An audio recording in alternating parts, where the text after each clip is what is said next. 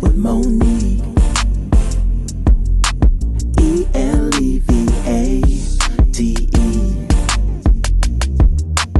Elevate with Monique. Elevate. My name is Monique McClure. For those of you who do not know, I am the founder of Elect Elevation LLC, and here we talk about all things women empowerment, all things healing, all things personal elevation. And so I am so very excited to have you with us. I'm excited to talk to you all tonight, and I have a very special guest that has so graciously agreed to share some time, share some space with us. And tonight we're going to be talking about healing our actual physical bodies from trauma. Okay. And when we think about trauma, a lot of times we only think about the emotional state that trauma leaves us in or that we have to heal from. But our guest tonight is going to talk to us about how to actually heal our bodies and the effects, right? The effects that trauma actually has on the physical body, the nervous system. So we have joining us tonight, we have Miss Ramona. Ramona, pronounce your last name for me, please. Casawan. Yeah. Yeah. So we have Miss Ramona Casawan with us tonight, and Ramona has literally transformed her entire life from being stuck and directionless, which a lot of us can definitely understand, to being grounded and compassionate as a leader. She is the founder and the owner of Ramona K Coaching. And she's also a certified gentle trauma release practitioner. She is also a personal empowerment coach. So all the things empowerment, again, that is what we talk about here. She's also a fitness professional. So I am so excited to talk to Ramona.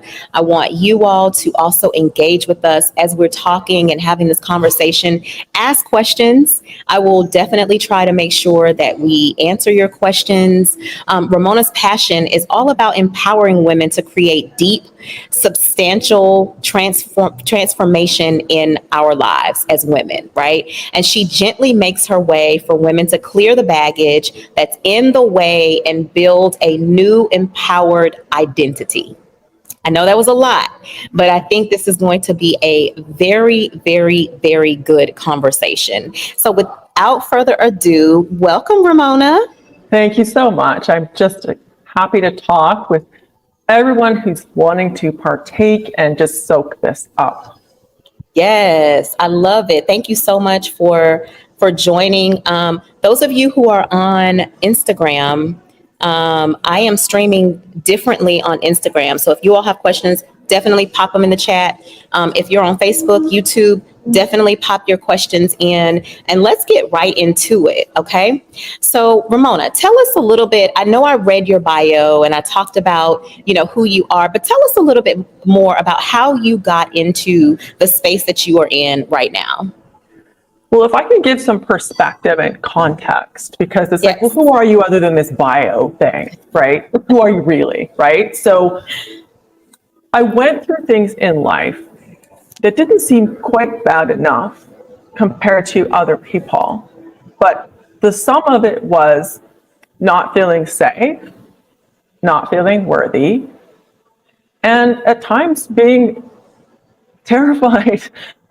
So there was some layers that built up. At the time, I didn't know what trauma was. I went through a large portion of my life not knowing what trauma was, until I started to go through some periods of massive growth. So a lot of women, if you're not in your 40s yet, wait for it. Okay, you hit your 40s, mid 40s, this stuff's going to come right up into your face, then you're going to need to address something here because the patterns are not working.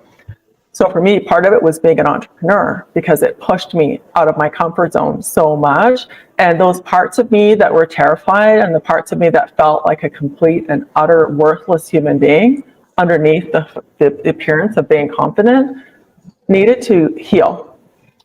And so when I first became an entrepreneur, I'm one of those people, I'm not super employable. I really prefer to work for myself. I followed my mother's footsteps in natural health and herbal wellness, and I was excited after seeing what she had done. But I needed to kind of go my own direction, and that evolved into fitness and then the empowerment coaching, because I could see how women were short-circuiting the possibilities in their life. It was all emotional, right? So I'm like, okay, I got to do something here to help these women. And if anyone wants to comment, be like, yes, me, right? However, the big light bulb, like the big neon flashing fireworks, is when I started to learn about what trauma really was. And my professor in my coaching school was opening the Gentle Trauma Release Institute, which is an international online school. And when I started to see and understand that there was a path to address trauma in a way that's effective and long-lasting and simple and gentle, and that could help me and my clients, that was a full embodied yes. I'm like, yes, yes, yes. I feel this right to my bones. I had to do this. And that was just like now I can see, the path that we need to take as women to, stop trying to fix ourselves all the time, stop tolerating stuff we don't need to tolerate, and expand a little more. Yeah, I love that. You mentioned something that I think is so important, and you said that your situation wasn't as bad as others, right? Right. Not as bad as others. But I think that that's such a profound statement, because as women, unfortunately, we like to measure ourselves against the good and the bad of things that we see in other people, right? And then we'll say, oh, well, mine isn't as bad as this, or mine is worse than this. So how would you guide someone who would feel the same way? Like, I'm not my situation isn't as dramatic. We won't even use the word bad. We'll say as dramatic as someone else. How would you guide them to say, okay, that may be true, but let's consider some other things that may still be underlining that are stopping you or holding you back from this healing that you clearly need to undergo? Well, one of the things that I learned that's really helpful is trauma is not just about what happened, it's about what didn't happen. Where it leaves a big gaping hole in your heart, in your worth, in your identity. Those are the sneaky ones that really mess with your identity, right? And sometimes when people have been through those more intense or a significant events, when they're loved on and they have enough of a sense of self, they can come through it differently versus carrying it alone and retreating and collapsing into it and feeling like this is my fault, something's wrong with me. So that's one thing that's very helpful, is to know it's not just about something that happened, it's about what didn't you receive. That's actually like I can put a pin right there when I even just think about how I've always looked at trauma. And I've always looked at it from the place, something that I lost or something that that happened to me. But that's a different perspective. And I love that you shared that. It's not just about what happened, it's about what didn't happen. So tell us a little bit about, when you started to uncover this need to heal and to go through this process, how did you link the trauma that you had in your life to how it showed up physically for you? Well, when I was taking one of my certifications, it was for the personal empowerment coach. So that was my first more of a coaching certification versus fitness or weight loss. And as I got towards the end, we're getting ready to start our practice calls, I literally freaked out. I started crying. Why am I crying? Why am I crying? Because I couldn't see myself as that version of me. My body was literally retreating. Like, no, we're not safe to be seen like that. That's not who I am. So along the way, I connected with different mentors that I believe people cross our paths at the time we need them very often. Yeah. So it was just shining a light on, okay, this isn't about strategy. This isn't about mindset. This isn't about goals. My body on its nervous system, deep unconscious level is freaking out. And I knew it was about a fear, deep rooted fear that my body felt. It wasn't logic. My body wasn't, my brain wasn't going, oh, I'm going to fail. This is a disaster. I'm going to lose a bunch of money. I'm going to suck. No, it was deeper than that. It was an intense, unconscious, visceral fear. Right.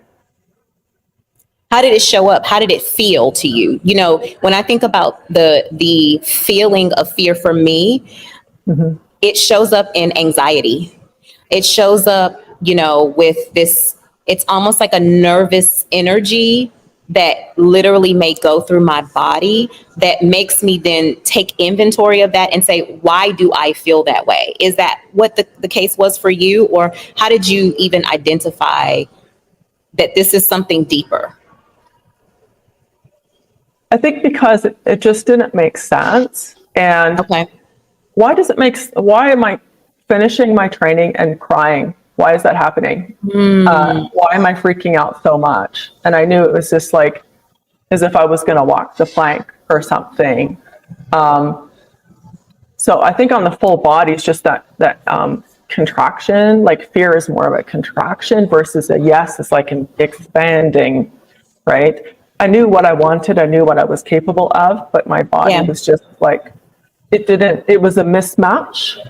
Yeah. And this is where I come across this with women who say they sabotage, so to speak. That's language that people use a lot because your actions and your goals and desires don't match who you unconsciously think you are. Not consciously, but unconsciously. Unconsciously. And I realized that deep down, I was really afraid for people to see me for who I was because I didn't feel I was lovable and decent and worthy and valuable underneath whatever I could perform, achieve, or do.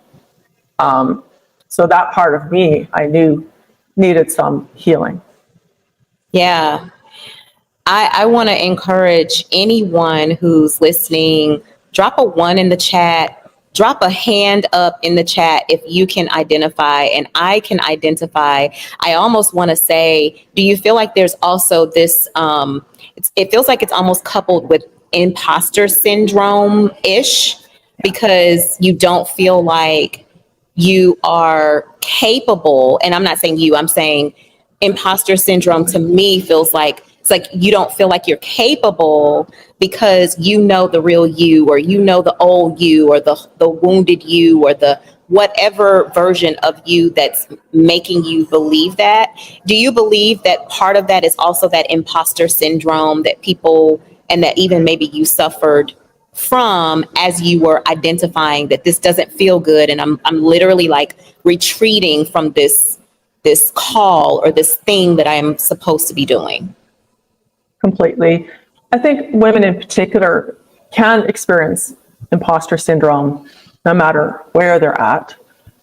It's partly, I think, societal and the type of conditioning that women have to not own their strengths and to not be okay with making a mistake or needing to prove themselves as their worth. But what I find when there's a lot of trauma accumulated in the system is that it becomes really debilitating. So it's not just a bothersome thing that you have to kind of move through and overcome. It literally stops you in your tracks. So you get like perfectionism takes over and you can't even begin, or you drop it and chase the next bright shiny object because you don't want to see it through. Those are all signs of a dysregulated nervous system. Not that we can't do those things anyways, but you can tell if it's stopping you from moving forward and it's a pattern versus, I experienced this and I did the thing anyways, and now here I am, right? So when it's debilitating and the inner critic is super harsh and super bullying and it just literally stops you in your tracks, that's when you can get curious. I think trauma might be at play here. Yeah. I don't know that I believe that everybody truly understands trauma at its core. No. and at its root, because I talk to women a lot, and I'll, if I bring up the word trauma, the first thing that they think of is, oh, well, I didn't have anything major happen to me. But again, like you said, it's showing up in other areas of their lives, and maybe they're ignoring it. Maybe they're ignoring their body and the signals and the signs, and they push through until they can no longer push through anymore. What was your rock bottom? Like, what was the moment where you said, I have got to take control of this thing, or even just go deeper to understand why I am feeling this thing? What was your rock bottom? Well, I think there was a couple, like, you go through those dips and then the valley, and then you surge into some new energy. So I went through a really low, tough time when my dad died from cancer, and leading up to that, and the mess that was after, and the complicated relationship that it was, and mourning the ending of a dad I never had, that wasn't going to be. Watching him suffer and dealing with his extremely difficult wife and the estate, and my body was just like really trashed from that stress.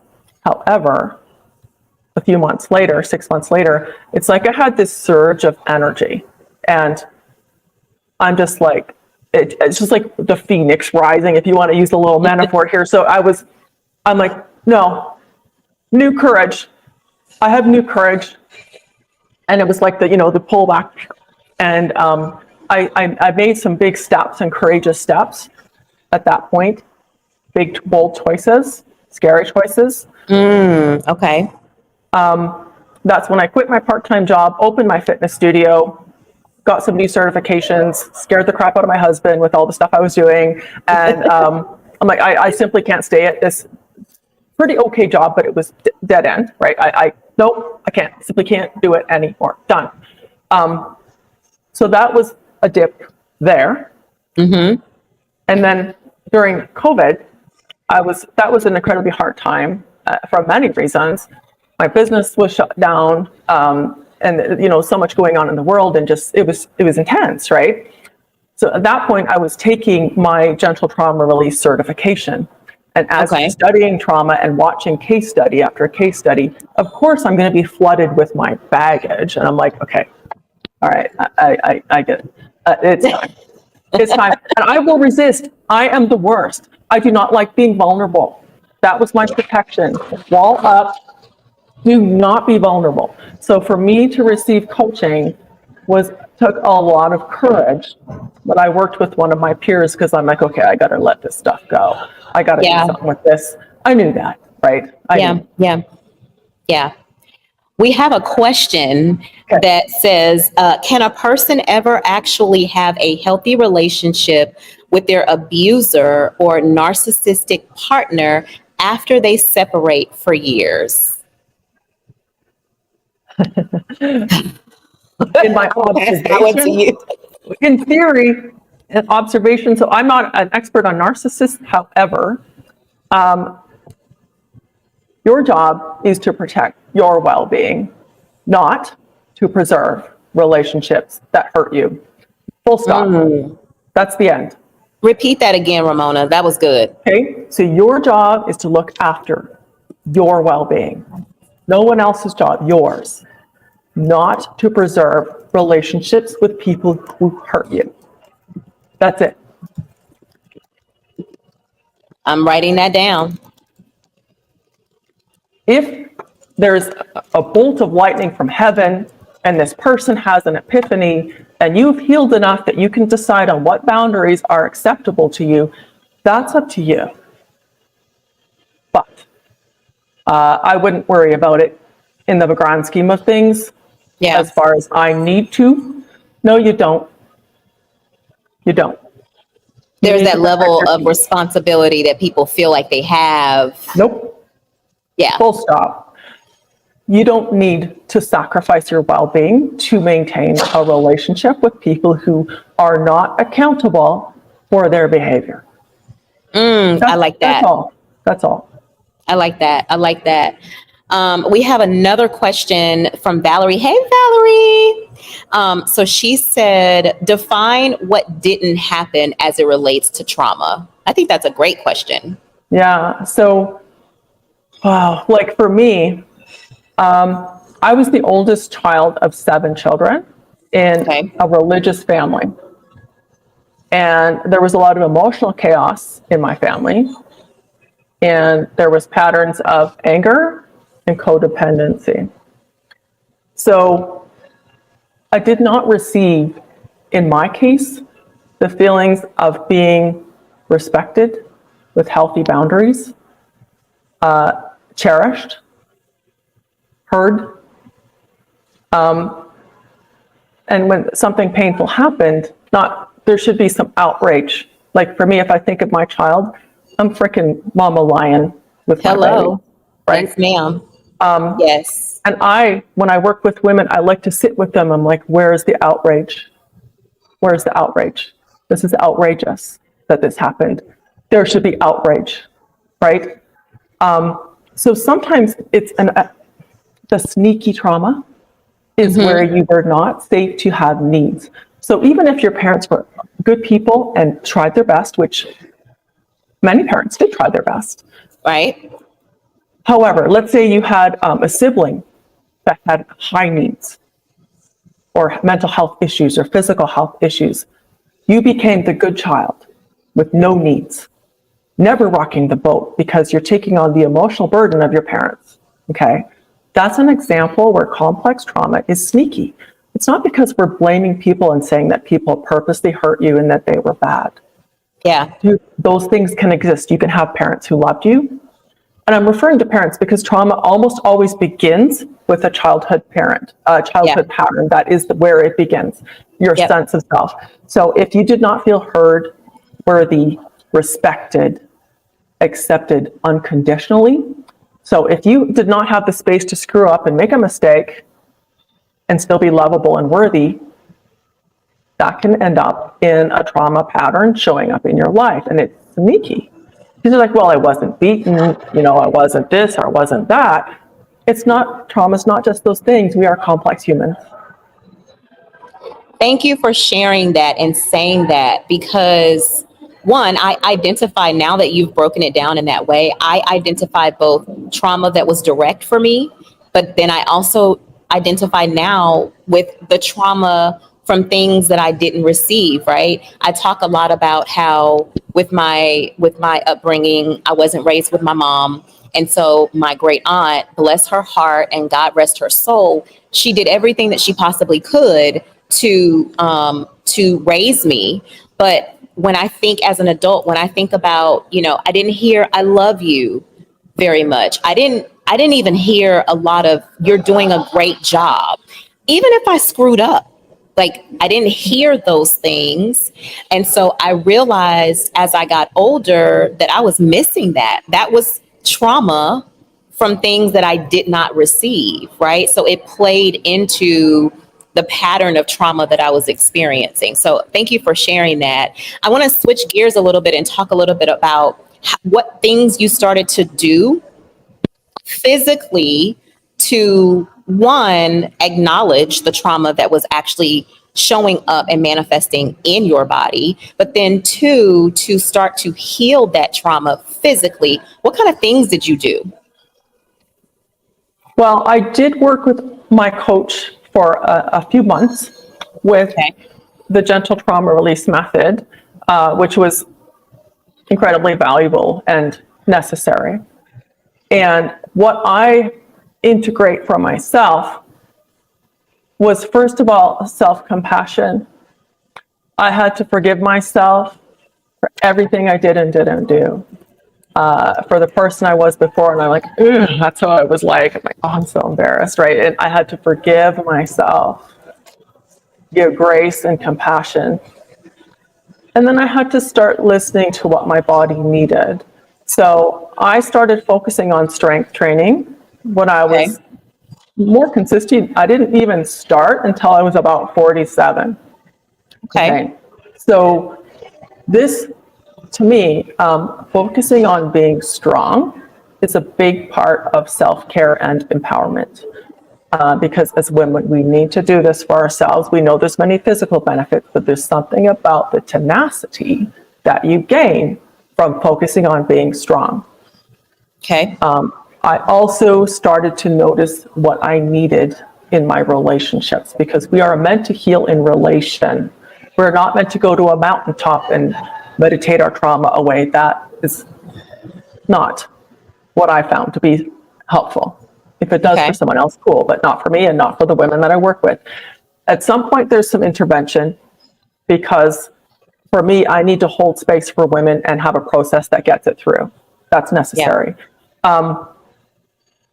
So I think the biggest thing was the self-compassion and prioritizing my physical well-being and thinking about who are my people, who has my back, who do I need to make time for in my life, because it's nourishing for both of us.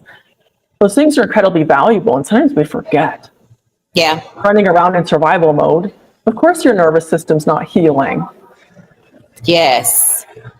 And there's a big tendency, in my opinion, for women to operate from survival mode, and in many times not even realize they're operating from survival mode until they start to make adjustments and acknowledge some of the things that are deeply rooted inside, right? So healing doesn't necessarily mean that it's going to be all encompassing and you're going to heal everything at one time, but paying attention to your body, listening to your body, and then responding based on what your body needs.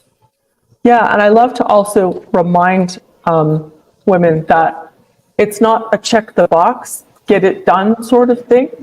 Mm-hmm. You need to allow your body to pace, and you don't need to pressure yourself or shame yourself if you feel like you're kind of falling and collapsing back into old triggers, old patterns, old behaviors, old thoughts. It doesn't mean you've regressed. It doesn't mean you haven't gotten anywhere. You are human.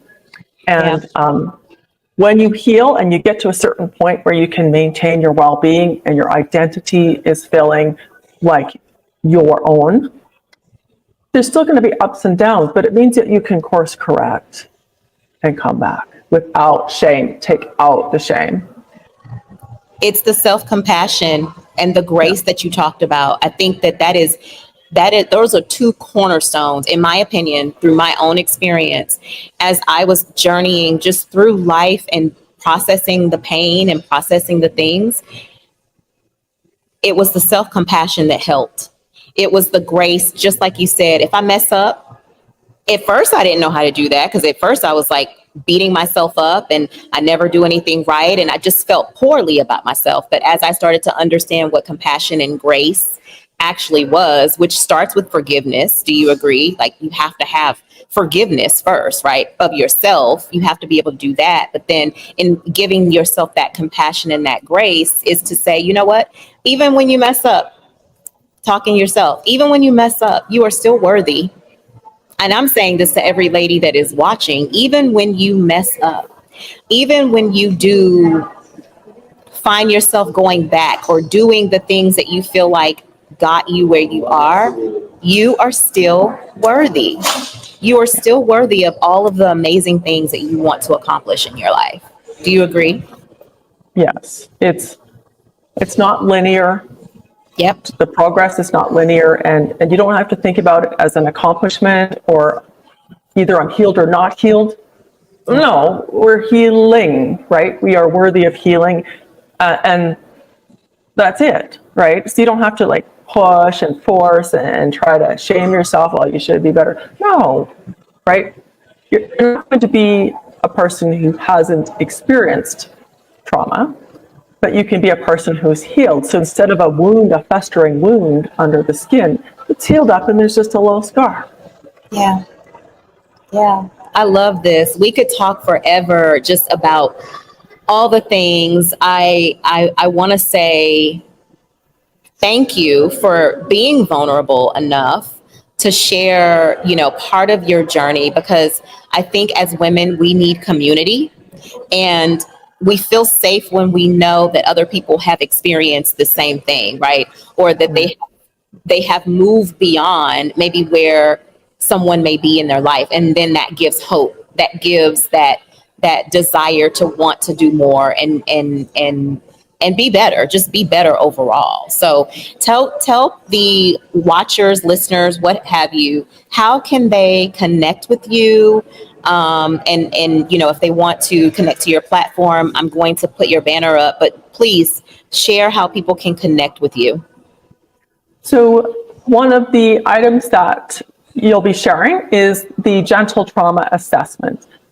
Because if you're like me and a lot of the women that I've worked with, you don't actually realize what symptoms you're experiencing that are related to trauma, or that trauma is even a consideration. So I'd love to for you to give yourself permission to explore that with curiosity instead of a quick judgment.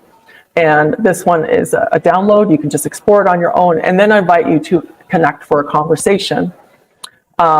I like to just invite for a conversation if you want to explore more or get some more information about how does this gentle trauma release work. Because I would only offer you the option to work with me if we're a good fit. If not, I will help to see where your next steps might make sense to go. But what I would love to share is that when you find a process that's gentle and effective, it's like the weight lifts off your shoulder and it's like a breath of fresh air in your life. You're like, wow, I feel like I'm actually going somewhere with this. That's exciting. That is exciting. That gets me jazzed, right? Like, wow, right? It doesn't take years. Like 6 weeks to 6 months, you could be feeling like a different version of yourself. And that's exciting to me. And celebrating. I teach the women that connect with me, celebrate your small wins. Exactly. Celebrate the big ones, obviously, but celebrate the small wins. To me, a small win is acknowledging that I need to maybe take this assessment, or maybe I need to talk to someone. That to me is a small win, but it's a major, major win, and it should be celebrated. I agree. Like, even for me to receive coaching and be vulnerable, like that took courage for me.